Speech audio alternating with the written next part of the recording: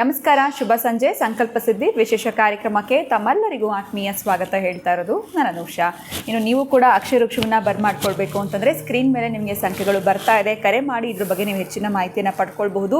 ನಿಮ್ಮ ಜೀವನದಲ್ಲಿ ಯಾವುದೇ ರೀತಿಯಾಗಿರುವಂಥ ಸಮಸ್ಯೆಗಳಾಗ್ತಾ ಇದ್ದಲ್ಲಿ, ವಿವಾಹಕ್ಕೆ ವಿಳಂಬ ಆಗ್ತಾ ಇರ್ಬೋದು, ಆರೋಗ್ಯದಲ್ಲಿ ಏರುಪೇರಿನ ಸಮಸ್ಯೆಗಳು, ಬಿಸ್ನೆಸ್ ಲಾಸ್, ಎಲ್ಲೋ ಒಂದು ಕಡೆ ಜಾಬ್ ಸರಿಯಾಗಿ ನಿಮ್ಗೆ ಸಿಗ್ತಾ ಇಲ್ಲ, ಈ ಎಲ್ಲ ಒಂದು ಸಮಸ್ಯೆಗಳಿಂದ ನೀವು ಹೊರಗಡೆ ಬರಬೇಕು ಅಂತಂದರೆ ಆದಷ್ಟು ಬೇಗ ನೀವು ಅಕ್ಷಯ ವೃಕ್ಷವನ್ನು ಭಕ್ತಿಯಿಂದ ಶ್ರದ್ಧೆಯಿಂದ ನಿಮ್ಮ ಮನೆಗೆ ಬರ್ಮಾಡ್ಕೊಳ್ಳಿ. ಇನ್ನು ಕಾರ್ಯಕ್ರಮದಲ್ಲಿ ನಮ್ಮ ಜೊತೆ ಇದ್ದಾರೆ ಸ್ಪಿರಿಚುವಲ್ ಗುರು ಡಾಕ್ಟರ್ ವಿಷ್ಣುದತ್ತ ಗುರುಜಿಯವರು.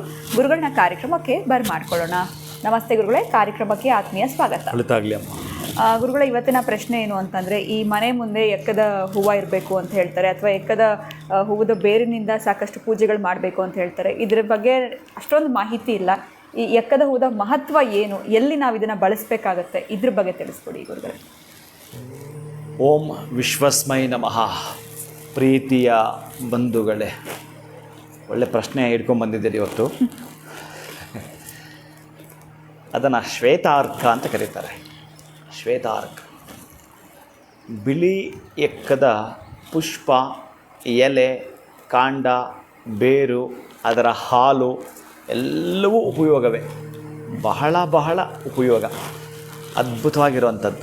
ಅದೇನಾದರೂ ಬಿಳಿ ಎಕ್ಕದ ಗಿಡದ ಬೇರು ಅಂತ ಏನಿದೆಯೋ 21 ವರ್ಷಗಳ ಕಾಲ ಅಲ್ಲಿದೆ ಅಂತಂದರೆ, ನಾವು ಗಣಪತಿಗೆ 21 ನಮಸ್ಕಾರ ಮಾಡ್ತೀವಲ್ಲ, 21 ಸೆಲ್ಯೂಟ್ ಹೊಡಿತೀವಲ್ಲ, ಬಸ್ಗೆ ಹೊಡಿತೀವಲ್ಲ, ಹಾಗೇ 21 ವರ್ಷ ಕಳೆದಿರತಕ್ಕಂತಹ ಆ ಬೇರಿದೆಯಲ್ಲ, ಆ ಬೇರಿಂದ ನೀವೇನಾದರೂ ಗಣಪತಿಯನ್ನು ಮಾಡಿಸಿ ಮನೆಯಲ್ಲಿ ಇಡ್ತೀನಿ ಅಂತಂದರೆ, ಇನ್ನು ಅದಕ್ಕೆ ಜೀವಾದಿ ತತ್ವನ್ಯಾಸ ಪ್ರಾಣ ಪ್ರತಿಷ್ಠಾದಿ ಹೋಮಗಳೂ ಕೂಡ ಬೇಡ. ಅಷ್ಟು ಅದ್ಭುತವಾಗಿರೋ ಶಕ್ತಿ ಇರುತ್ತೆ ಅದಕ್ಕೆ. ಅದನ್ನು ನೀವೇನಾದರೂ ಮಂತ್ರ ಪುರಸ್ಸರವಾಗಿಯೋ ತಂತ್ರ ಯಂತ್ರದ ಪದ್ಧತಿಯ ಪ್ರಕಾರವಾಗಿಯೂ ಕೂಡ ಪೂಜಿಸಲ್ಪಡುವ ಗಣಪ. ಅದಕ್ಕೆ ದೇವತೆಗಳಲ್ಲಾಗಿರಬಹುದು, ದೇವದಾನವ ಮಾನವರಲ್ಲಾಗಿರಬಹುದು, ಯಾರೇ ಆಗಿದ್ದರೂ ಕೂಡ ಗಣ ಸಮೂಹ ಅಂದರೆ ಅಲ್ಲಿ ಸಮೂಹ ಸೇರಿ ಒಂದು ಕಾರ್ಯಕ್ರಮ ವಿಭಿನ್ನವಾಗಿ ಪೂಜೆ ಆರಾಧನೆ ಈ ರೀತಿಯ ವೈಶಿಷ್ಟ್ಯಪೂರ್ಣವಾಗಿ ಮಾಡುತ್ತಿದ್ದಾರೆ ಅಂತಂದರೆ ಗಣಪತಿ ಪೂಜೆಯನ್ನು ಮಾಡೇ ನಾವು ಮಾಡ್ತೀವಿ. ಯಾಕೆ ನಾವು ಗಣಪತಿನ ಪೂಜೆ ಮಾಡ್ತೀವಿ ಮೊದಲು ಅಂತಂದಾಗ, ಈಗ ಕೈಗೊಳ್ತಕ್ಕಂತಹ ಯಾವುದಿದೆಯೋ ಯುದ್ಧವಾಗಿರಬಹುದು, ಸನ್ನದ್ಧವಾಗಿರಬಹುದು, ಯಾವುದು ನಾವು ಕೈಗೊಳ್ತಾ ಇದ್ದೀವೋ ಅದು ಶುಭ ಕಾರ್ಯಕ್ರಮ ಆಗಿರಬಹುದು, ಯಾವುದಾಗಿದ್ದರೂ ಸರಿಯೇ, ಶುಭ ಅಶುಭ ಆಗಿದ್ದರೂ ಕೂಡ ಅದರಲ್ಲಿ ವಿಘ್ನಗಳು ಕಾಣಿಸಿಕೊಳ್ಳಬಾರದು. ಅದಕ್ಕಾಗಿ ನಿರ್ವಿಘ್ನ ಗಣಪತಿಯನ್ನು ನಾವು ಪೂಜೆ ಮಾಡ್ತಕ್ಕಂತಹದ್ದು. ಎಲ್ಲಿಯಾದರೂ ಸರಿಯೇ ಅಂತಹ ಗಣಪತಿ ಪೂಜೆ ಮಾಡೋದು ನೀವು ನೋಡಿದಿರಿ. ಆದರೆ ಆ ಬೇರನ್ನು ತಂದು ಇಟ್ಕೊಳ್ತೀವಿ ಅಂತಂದರೆ, ಬಹುಶಃ ಈ ಬಿಳಿ ಎಕ್ಕದ ಗಿಡದಿಂದ ಮಾಡಿರ್ತಕ್ಕಂತಹ ಗಣಪನನ್ನು ನೀವು ತಿರುಪತಿಗೆ ಹೋಗಬೇಕಾದ್ರೆ ಕಾಣಿಪಾಕಮ್ಮ ಅಂತ ಸಿಗುತ್ತೆ. ಆ ಕಾಣಿಪಾಕದ ಗಣಪತಿ ಉದ್ಭವ ಗಣಪತಿ. ಈ ವರ್ಷವೆಲ್ಲ ಅದಕ್ಕೆ ಯಾರ್ಯಾರೋ ಪಾಪ ಕಿರೀಟವನ್ನು ಕೊಟ್ಟಿರ್ತಾರೆ, ಯಾರೋ ಒಂದು ಬೆಳ್ಳಿ ಕವಚ ಕೊಟ್ಟಿರ್ತಾರೆ, ಮತ್ತು ಅದು ನೆಕ್ಸ್ಟ್ ವರ್ಷ ಅದು ಹಾಕೋಕ್ಕಾಗಲ್ವಂತೆ. ಅಂದರೆ ಇನ್ನಷ್ಟು ಬೆಳೆದಿರ್ತಾನೆ ಅವ ಅಂತ ಒಂದಷ್ಟು ಇಂಚು ಬೆಳೆದಿರುತ್ತೆ. ಕರೆಕ್ಟಾಗಿದೆ ಸೈಜ್, ಆ ಮೆಜರ್ಮೆಂಟನ್ನು ನೋಡಿ ಆ ಕವಚವನ್ನು ಮಾಡಿರ್ತಾರೆ, ನೆಕ್ಸ್ಟ್ ಅದು ಆಗೋದಿಲ್ಲ ಅಂತ. ಅಲ್ಲಿ ಉದ್ಭವ ಆಗ್ತಾನೇ ಇದೆ ಅಂತ. ಅಂದರೆ ಅದರ ಇಂಡಿಕೇಶನ್ ಏನಂತಂದರೆ ನಿಮ್ಮ ಬದುಕುಗಳು ಕೂಡ ಹಾಗೆ ಬೆಳೀತಾ ಇರ್ತಿದೆ ಅಂತ.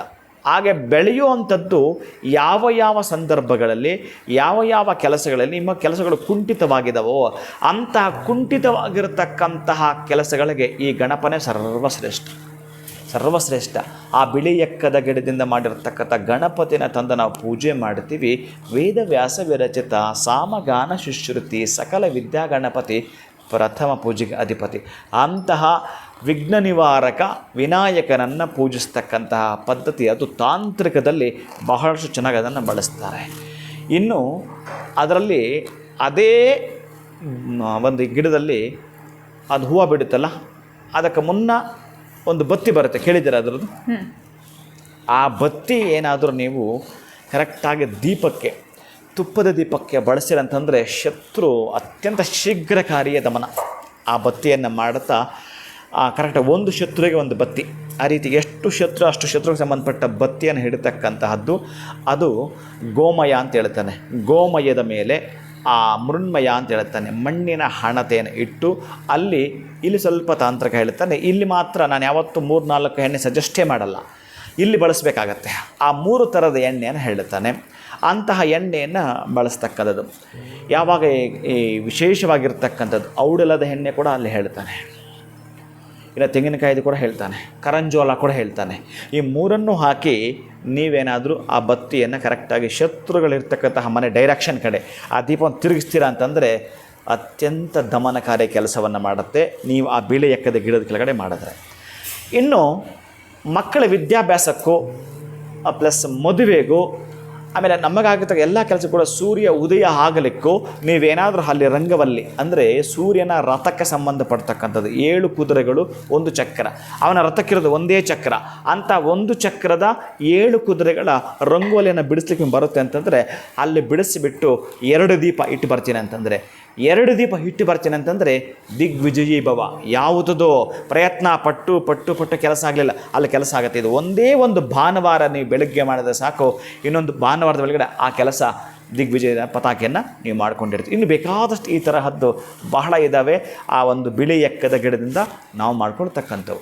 ಖಂಡಿತ ಗುರುಗಳೇ, ಬಿಳಿ ಎಕ್ಕದ ಗಿಡದ ಮಹತ್ವ ಏನು, ಇದರಿಂದ ನಾವು ಯಾವ ರೀತಿ ಪೂಜೆ ಮಾಡಬೇಕು ಅನ್ನೋದ್ರ ಬಗ್ಗೆ ಇವತ್ತಿನ ವಿಡಿಯೋನಲ್ಲಿ ವೀಕ್ಷಕರಿಗೆ ತಿಳಿಸ್ಕೊಟ್ಟಿದ್ದೀರಾ. ಬಹಳ ಧನ್ಯವಾದಗಳು. ನಮಸ್ಕಾರ. ಹರೇ ಶ್ರೀನಿವಾಸ. ನನಗಂತೂ ಈ ವಿಚಾರಗಳು ಖಂಡಿತವಾಗ್ಲೂ ಗೊತ್ತಾಗಿರಲಿಲ್ಲ. ಎಷ್ಟೊಂದು ವಿಚಾರಗಳಿದೆ ಅನ್ನೋದ್ರ ಬಗ್ಗೆ ಗುರುಗಳು ತಿಳಿಸಿದ್ರು. ಆದರೂ ಕೂಡ ಬಿಳಿ ಎಕ್ಕದ ಗಿಡದಿಂದ ಆಗಿರ್ಬೋದು, ಆ ಹೂವಿನಿಂದ ನಾವು ಯಾವ ರೀತಿ ಪೂಜೆ ಮಾಡಬೇಕು ಅನ್ನೋದು ಕುರಿತಾಗಿ ಇವತ್ತಿನ ವಿಡಿಯೋನಲ್ಲಿ ತಿಳಿಸ್ಕೊಟ್ಟಿದ್ದಾರೆ. ಇವತ್ತಿನ ಕಾರ್ಯಕ್ರಮವನ್ನು ಮುಗಿಸುವಂಥ ಸಮಯ ಆಗಿದೆ. ನಮಸ್ಕಾರ.